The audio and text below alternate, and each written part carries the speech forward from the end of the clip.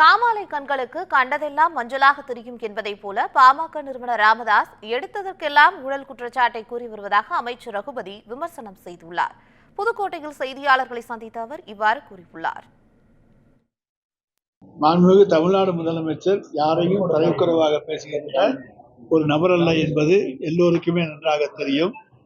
காமாலை கண்ணனுக்கு கண்டதெல்லாம் மஞ்சள் என்பதை போல டாக்டர் ராமதாஸ் அவர்கள் எடுத்ததற்கெல்லாம் ஊழல் குற்றச்சாட்டை சொல்லிக் கொண்டிருப்பதுதான் அவருக்கு இன்றைக்கு கைவந்த கலையாக இருக்கின்றது.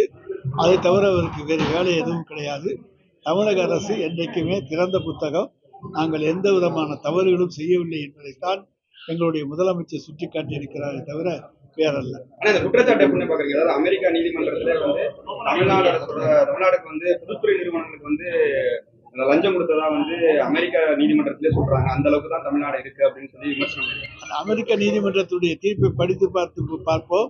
அதற்கு பிறகு முடிஞ்சிடும். ஆனால் பொதுத்துறை நிறுவனங்களிலிருந்து நாங்கள் எந்த விதமான லஞ்சமும் பெறவில்லை என்பதை எங்களால் நிரூபிக்க முடியும். நாங்கள் எங்கள் பொதுத்துறை நிறுவனங்கள் லஞ்சம் பெற வேண்டிய அவசியம் கிடையாது.